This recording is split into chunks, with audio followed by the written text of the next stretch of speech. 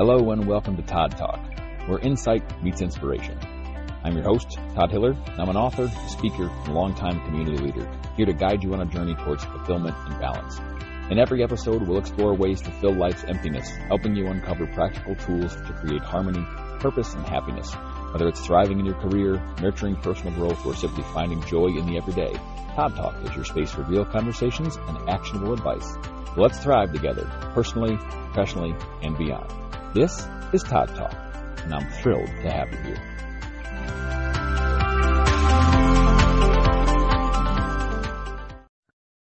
Hello, and thank you for tuning in to Todd Talk. Today's episode, we're going to talk about burnout and how we burn out with expectation, and specifically the expectation of other people. We're all pressured to do things that others want us to do. Sometimes it's even how they say they're proud of us or tell us that we're good at something. It becomes their expression of love, and the expectation of others soon becomes something we think we should do more often than not because that's how they tell us they love us. But it's not always something we want to do. So if you think about this in context of your own life, think about what is that thing you quote unquote keep having to do that you don't necessarily like doing. As you keep going, the expectation of you to continue to do it will grow exponentially. And with that expectation comes the idea that failure is no longer an opportunity to learn, but a problem, a sign that you aren't working as hard as you should be or as hard as you used to.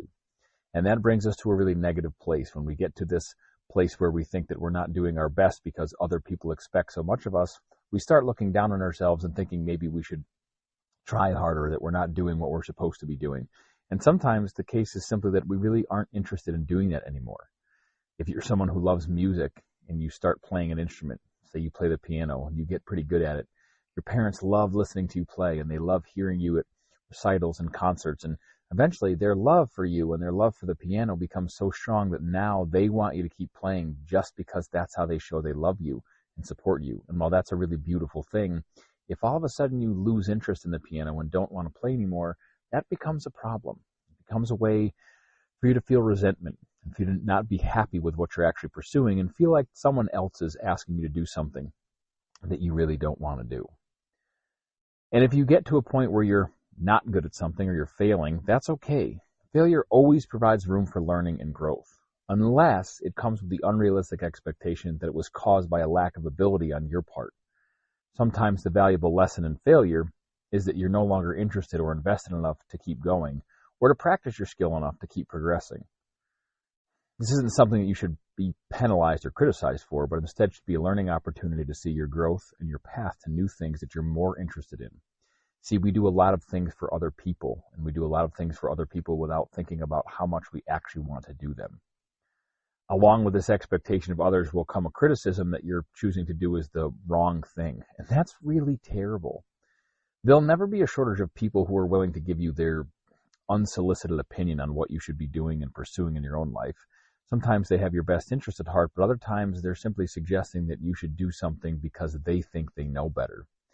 We see this a lot with parents and children, and in many cases the parents do in fact know better in so much that they have more experience, but we as parents need to remember that our job is to provide guidance based on that experience. It's not to suggest or outrightly tell the children in our lives that what they should like or dislike or pursue or not pursue. That's pretty ludicrous of an idea when you think about it. You as a 30-something adult tell your 10-year-old child what he or she doesn't like, it doesn't make a whole lot of sense. And it doesn't just happen with parents and children. It happens with adults too, across the board, friends, spouses, significant others, siblings, coworkers.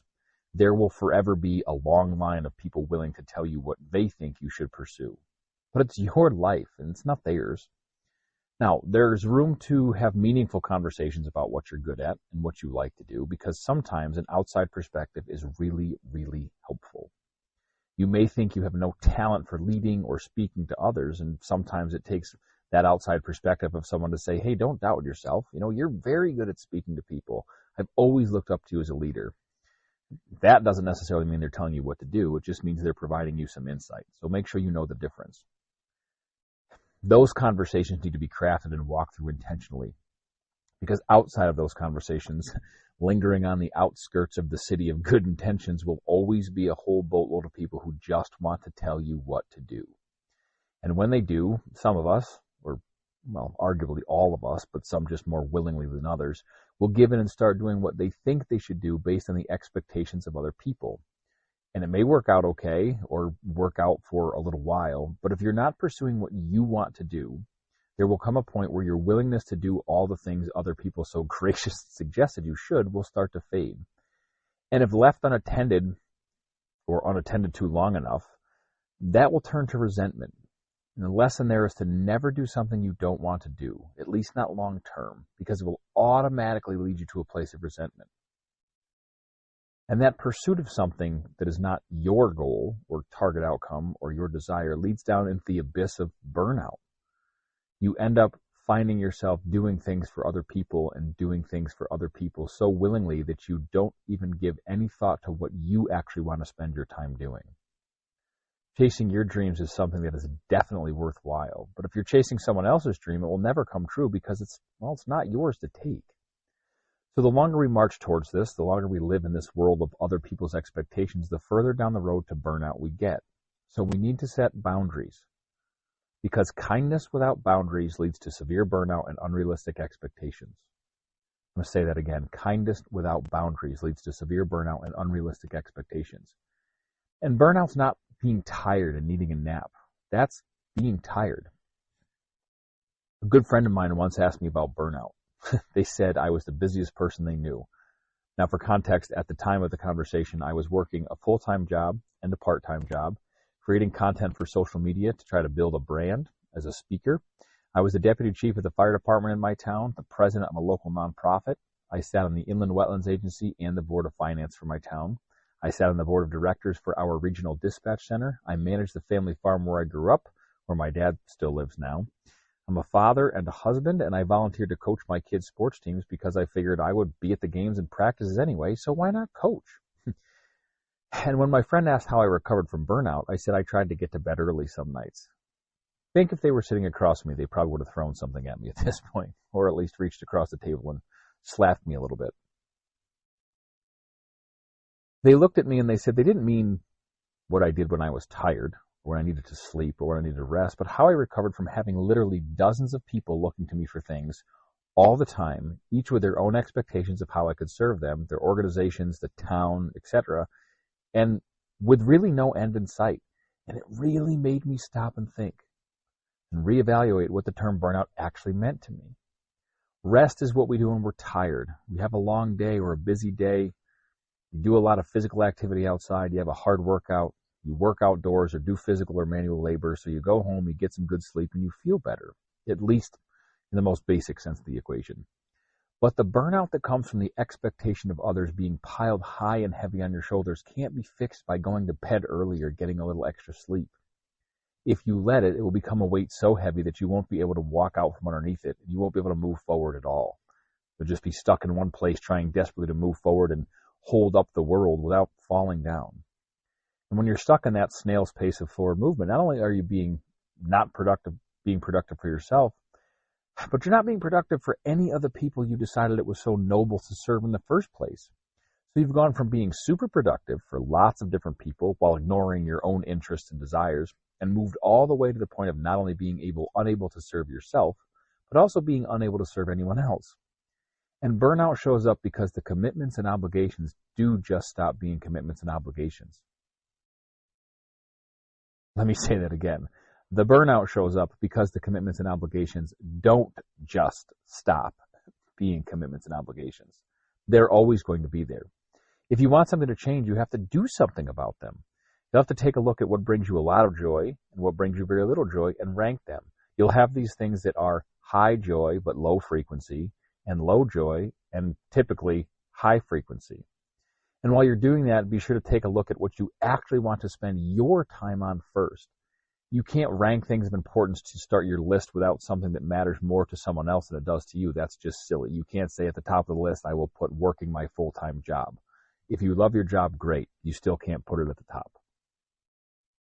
Just because you find enjoyment in one commitment too doesn't mean that you have to necessarily put it at the top of the list. If you find joy in one commitment, make sure you rank it pretty high. But look at how often you actually get to do it. And whether it's a commitment for someone else or your town or your school board or your sports team or whatever it happens to be, you have to find commitments for yourself first. The list needs to start there with the things that you want to have the time and energy to pursue. There's an old saying that says you can't pour from an empty cup, which is true. If you pour all yourself into other people, you have nothing left to give yourself.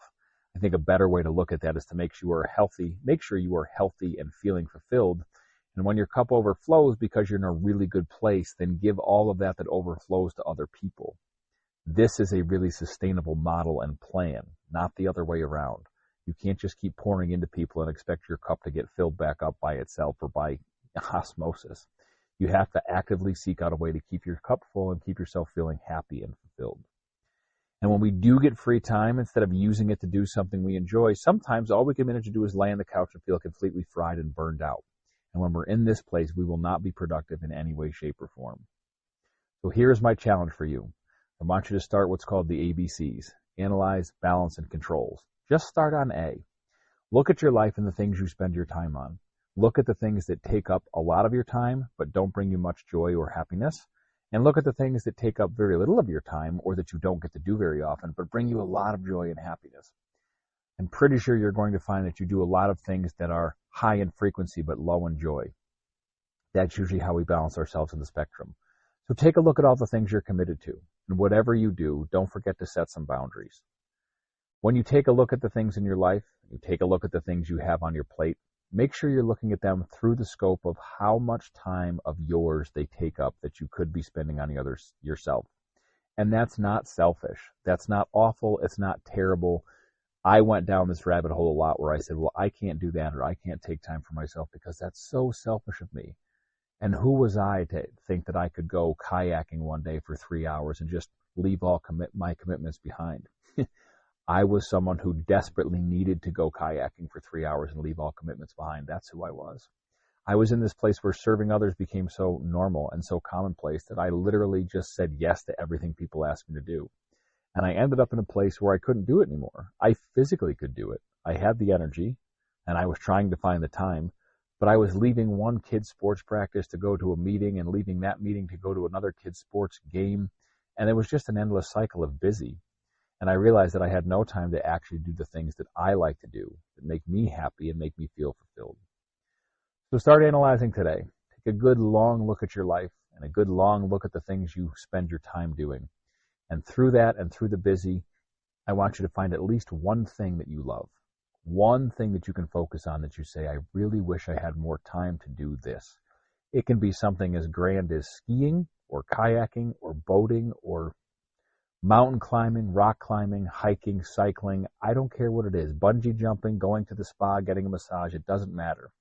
But make a list and put one thing at the top that you wish you had more time for. And then once you find that thing, and once you put that thing at the top of your list, find more time for it. Get to a place in your life where you have the time to do that and to work towards it and to march towards it and to put it into your schedule as often as you can. I promise you're not being selfish. You're doing what's best for you to bring yourself to a place where you feel happy and fulfilled enough to give back to other people. Thanks very much for listening and have a fantastic afternoon.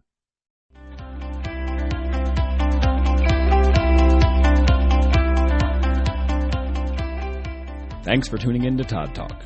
If you've liked what you've heard, please go ahead and subscribe and follow along so you don't miss any updates or new episodes. Thanks very much and enjoy the rest of your day.